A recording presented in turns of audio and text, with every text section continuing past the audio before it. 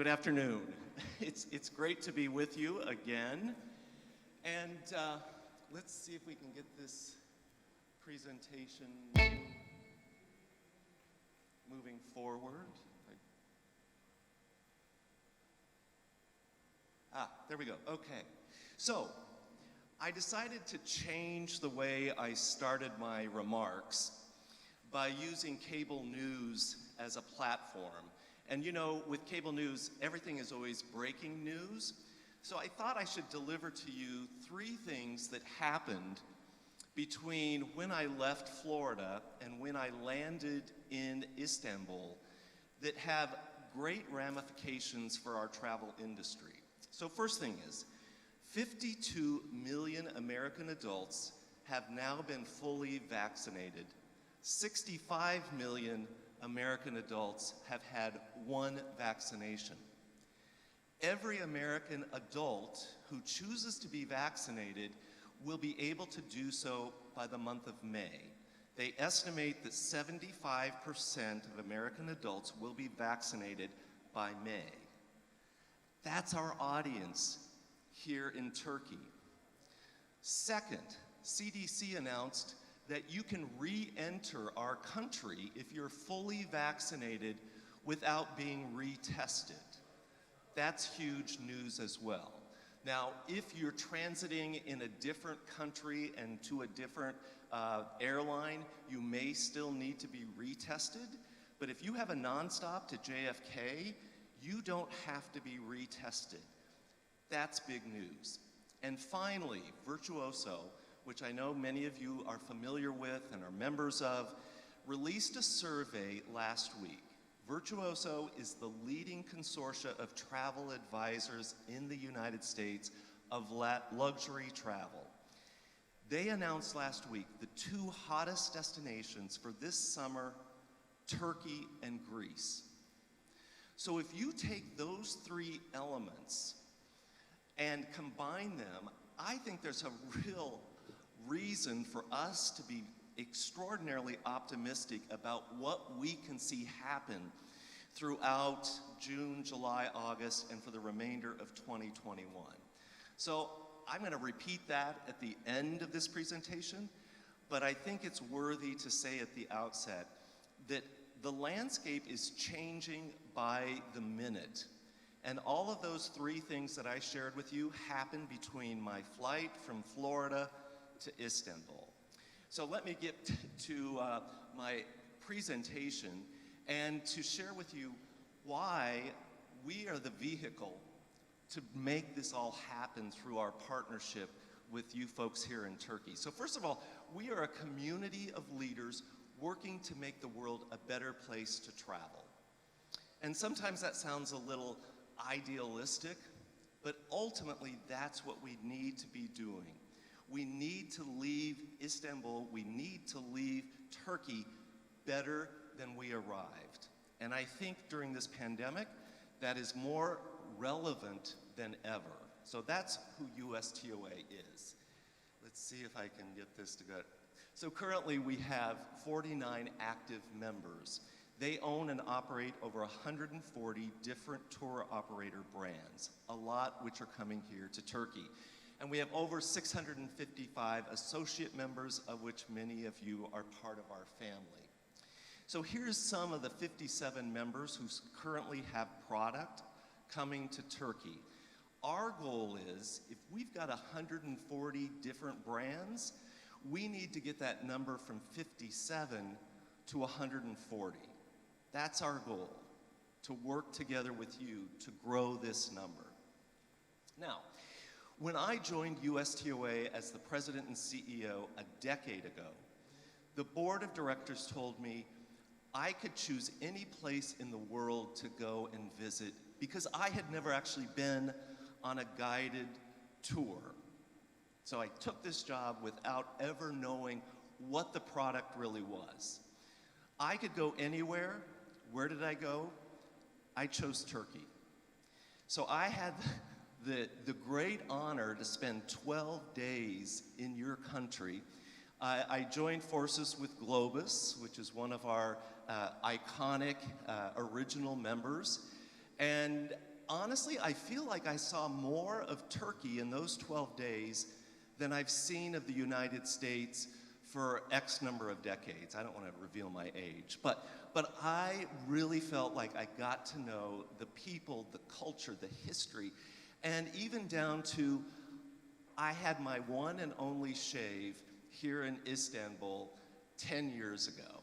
So it's all these memories that make it really life-changing. And then I also wanted to share with you a story of Nordam. She was one of our original Turkey associate members. She showed up at our office something like 30 years ago with $200 in US cash, dropped it on the desk of the president at the time, Bob Whitley, and said, I want to become a member of USTOA. And I think that she represents the kind of perseverance and the kind of optimism about the partnership that can be built between Turkey and the United States through the tour operators who are members of USTOA. So I love that story, and she has been a part of our history for many decades.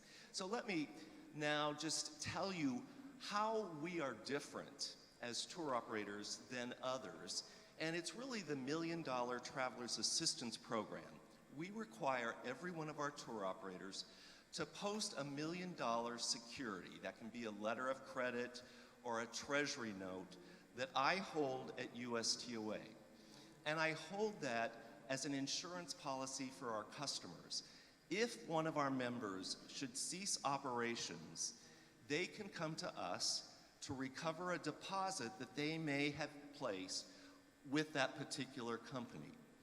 So it's a way for us to hold ourselves to a higher level and also to give a sense of confidence that when you book with a USTOA member, you can have the confidence that you're going to get the highest experience possible.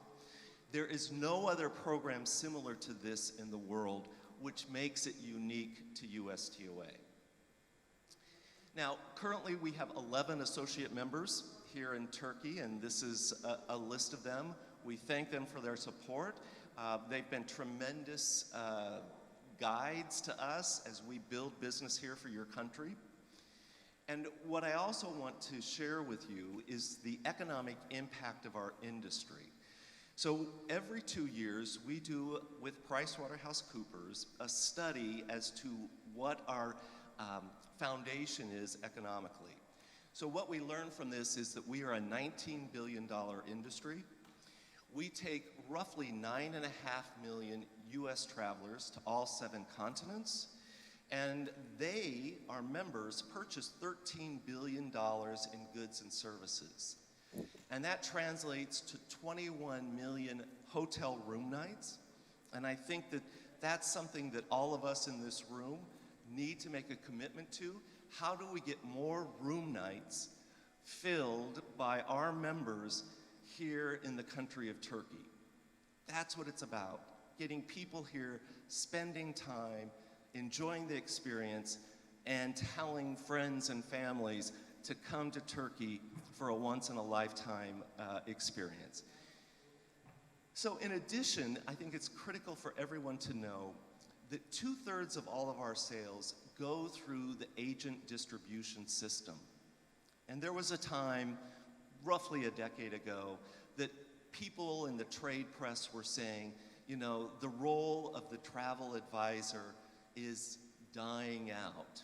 Well, that could not have been more further from the truth, because the reality is the travel advisor is critical to our success, and during this pandemic, we know now more than ever that they are even more critical moving forward, because the US traveler who is time deprived does not want to make a mistake when deciding where they're going to go and how they're going to have that experience. And it's the travel advisor who helps guide them and make the right choice. So it's important for you, as you're considering how to allocate time and resources, that the travel advisor is with us as a partner moving forward, certainly not in the short term, but very much in the long term. So I want to touch base a little now on where we were in 2020, which, not surprising, it was a pretty devastating year for all of us. But it's important to let you know, by the last half of 2020, 50% of our members were doing business. Now, it was domestic business, and traditionally, that is not what USTOA members do. We do more international outbound. But what it did demonstrate was our members' ability to be agile and to pivot and recognize that international wasn't realistic for the most part in 2020. So what can we do to generate revenue streams for the last half of this past year? So there were domestic tours taking place through USTOA members. And of course, it's not surprising the challenges were the quarantine restrictions. And many times we think of quarantine restrictions between countries, when in reality, even in the US, every state is different. New York State, which is my home state, was very strict with quarantine. And yet, I spend a lot of time in Florida, and they were less restrictive when it comes to quarantine. So just navigating the landscape of quarantine requirements within the US was a challenge, but also globally as well. So what was interesting for us to learn in 2020, for those customers who actually went on an experience, and that could have been an FIT or a guided group, did the new protocols, health and safety protocols, did it negatively impact their experience? And what we learned was 33% said it did not have an adverse impact, which we thought was pretty encouraging. And then 29% said, yes, it did take away a little bit, but we still felt those numbers were optimistic because I don't believe in using the term recovery because we aren't going to go back to what travel was previously. Things will change as a result of this pandemic, just as things changed after September 11th. And now the security measures that we go through at the airports, we adapt. So things will not go back, but we will adapt so that the experience becomes even better. And then half of our members last year did require their customers to sign a health disclosure document. So as we look at the passenger mix last year and early this year, we're still 65% international.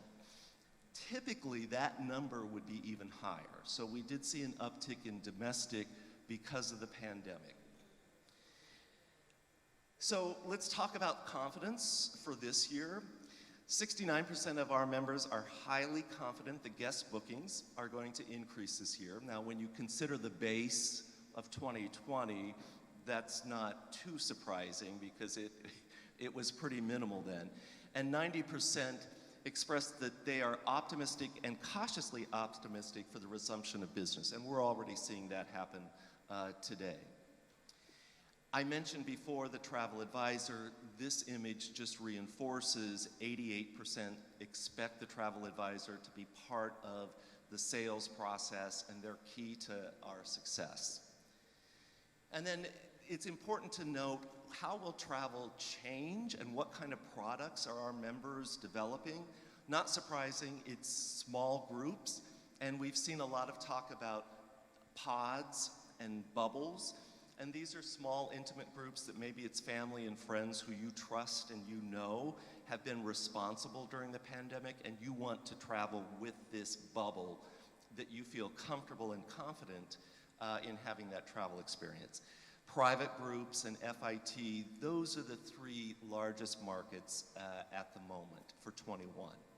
And then I just went 1, 2, here. So I started out by telling you the stat that 52 million Americans, adults, are fully vaccinated. 65 million have received 1 dose. We're vaccinating roughly 3 million American adults a day. So that's a pretty healthy number and that's only going to continue to grow. So this also, I think, is a great stat that just came out last week, indicating that 87% of Americans have travel plans in the next 6 months. Now, unfortunately, what the survey didn't do was break it down between domestic and international. But I can tell you this, since I've been fully vaccinated, I've had 2 jabs, and I've had 2 weeks under my belt since the 2nd jab. I've been on the West Coast, the East Coast, the Midwest, and now Amsterdam, Istanbul. The airports are full. The planes are full. In fact, in the US, I've never seen the airports as full as they have been. So when we talk about this pent-up demand, I don't think we fully appreciate just how big and healthy that demand is. And I think in the next 4 to 5 weeks, we're going to see exponentially how significant it is. And that's where everyone in this room and everyone at this forum comes into play, because this is where we need to be preparing to take advantage of this moment and this opportunity. And then I mentioned again at the beginning that Turkey and Greece at the top of the luxury advisor segment through Virtuoso for popular destinations this summer. And that's something that we should celebrate here today. And certainly that's what I celebrate by being here with you. So I think that next steps, and I'm not going to minimize the magnitude of these steps, but a health credential system globally is key, but is it realistic? Probably not. We hear about health passports. There are a lot of challenges with that concept and protecting private data of individuals and creating different status segments of individuals. Some people don't have access to vaccines and some have had access. So is it discriminatory to create this health passport concept? We know obviously the UK is looking at it and probably will go down that path. But some type of health credential system, whatever it's called, will probably be necessary. And then, of course, global consistency is idealistic, not realistic, but it would help all of the travelers in their confidence if there was some kind of consistent, whether it's safe travel or other ways for customers to measure the kind of experience they can have.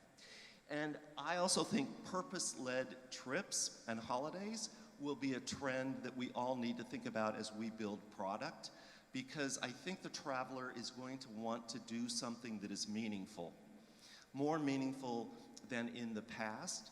I think that the way in which our customers utilize their spending is going to be key. Getting it to the communities and the neighborhoods that can use that money to the benefit of the school system and the infrastructure, all of that is key. And I think in the mind of the US traveler, when they make decisions about where to go and how to use their spending power, a purpose-led trip or meaningful travel is going to play a bigger role. And then finally, tour operators and travel advisors become heroes.